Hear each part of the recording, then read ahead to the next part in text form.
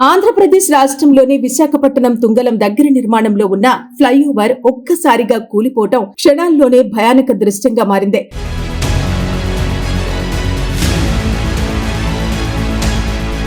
నిత్యం అభివృద్ధి పేరుతో ఎగిసిపడుతున్న భారీ ప్రాజెక్టుల వెనుక దాగి ఉన్న ఈ నిర్లక్ష్యం ఎలా బయటపడితే దాని ప్రభావం ఎంత ఘోరంగా ఉంటుందో ఈ ఘటన స్పష్టం చేసింది.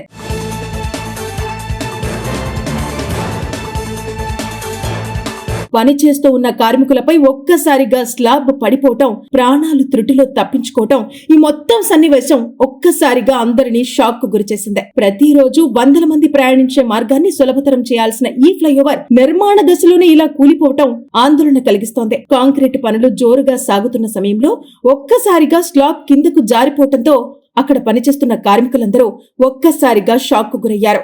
సుమారు 10 మంది ఉన్న చోట 7 తీవ్రంగా గాయపడటం పరిస్థితి తీవ్రతను తెలియజేస్తోంది. ఇక అదృష్టవశాత్తు అందరూ పైభాగంలో ఉండటంతో ప్రాణ నష్టం తప్పినట్టయింది.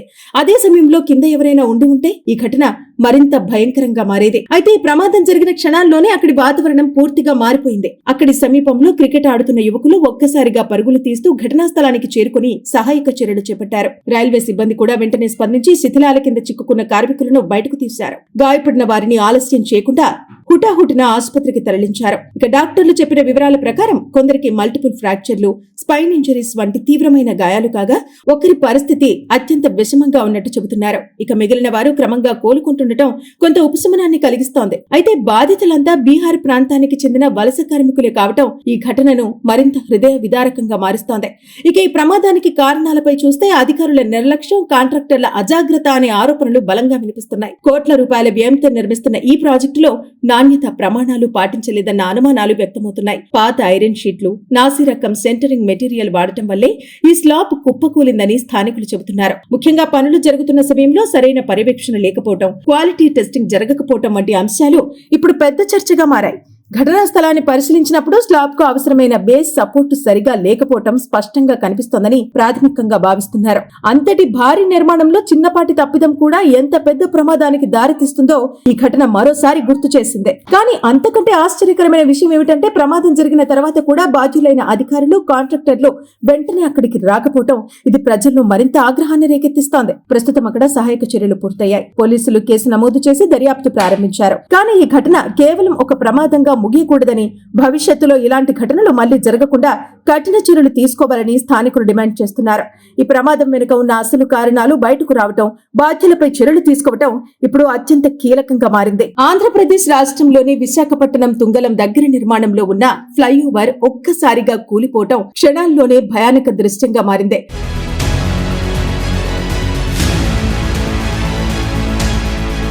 నిత్యం అభివృద్ధి పేరుతో ఎగిసిపడుతున్న భారీ ప్రాజెక్టుల వెనుక దాగి ఉన్న ఈ నిర్లక్ష్యం ఎలా బయటపడితే దాని ప్రభావం ఎంత ఘోరంగా ఉంటుందో ఈ ఘటన స్పష్టం చేసింది.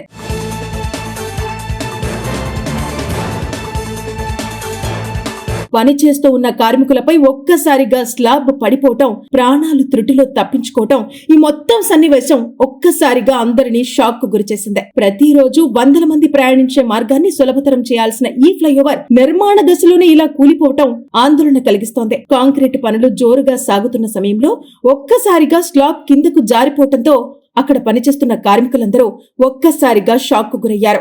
సుమారు 10 మంది ఉన్న చోట 7 తీవ్రంగా గాయపడటం పరిస్థితి తీవ్రతను తెలియజేస్తోంది.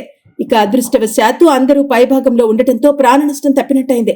అదే సమయంలో కింద ఎవరైనా ఉండి ఉంటే ఈ ఘటన మరింత భయంకరంగా మారేది. అయితే ఈ ప్రమాదం జరిగిన క్షణాల్లోనే అక్కడి వాతావరణం పూర్తిగా మారిపోయింది. అక్కడి సమీపంలో క్రికెట్ ఆడుతున్న యువకులు ఒక్కసారిగా పరుగులు తీస్తూ ఘటనా స్థలానికి చేరుకుని సహాయక చర్యలు చేపట్టారు. రైల్వే సిబ్బంది కూడా వెంటనే స్పందించి శిథిలాల కింద చిక్కుకున్న కార్మికులను బయటకు తీశారు. గాయపడిన వారిని ఆలస్యం చేయకుండా హుటాహుటిన ఆసుపత్రికి తరలించారు. ఇక డాక్టర్లు చెప్పిన వివరాల ప్రకారం కొందరికి మల్టిపుల్ ఫ్రాక్చర్లు, స్పైన్ ఇంజరీస్ వంటి తీవ్రమైన గాయాలు కాగా ఒకరి పరిస్థితి అత్యంత విషమంగా ఉన్నట్టు చెబుతున్నారు. ఇక మిగిలిన వారు క్రమంగా కోలుకుంటున్న చేపట్టుండటం కొంత ఉపశమనాన్ని కలిగిస్తోంది. అయితే బాధితులంతా బీహార్ ప్రాంతానికి చెందిన వలస కార్మికులే కావటం ఈ ఘటనను మరింత హృదయ విదారకంగా మారుస్తోంది. ఇక ఈ ప్రమాదానికి కారణాలపై చూస్తే అధికారుల నిర్లక్ష్యం, కాంట్రాక్టర్ల అజాగ్రత్త అనే ఆరోపణలు బలంగా వినిపిస్తున్నాయి. కోట్ల రూపాయల వ్యయంతో నిర్మిస్తున్న ఈ ప్రాజెక్టులో నాణ్యత ప్రమాణాలు పాటించలేదన్న అనుమానాలు వ్యక్తమవుతున్నాయి. పాత ఐరన్ షీట్లు, నాసి రకం సెంటరింగ్ మెటీరియల్ వాడటం వల్లే ఈ స్లాబ్ కుప్పకూలిందని స్థానికులు చెబుతున్నారు. ముఖ్యంగా పనులు జరుగుతున్న సమయంలో సరైన పర్యవేక్షణ లేకపోవడం, క్వాలిటీ టెస్టింగ్ జరగకపోవడం వంటి అంశాలు ఇప్పుడు పెద్ద చర్చగా మారాయి. ఘటనా స్థలాన్ని పరిశీలించినప్పుడు స్లాబ్ కు అవసరమైన బేస్ సపోర్టు సరిగా లేకపోవటం స్పష్టంగా కనిపిస్తోందని ప్రాథమికంగా భావిస్తున్నారు.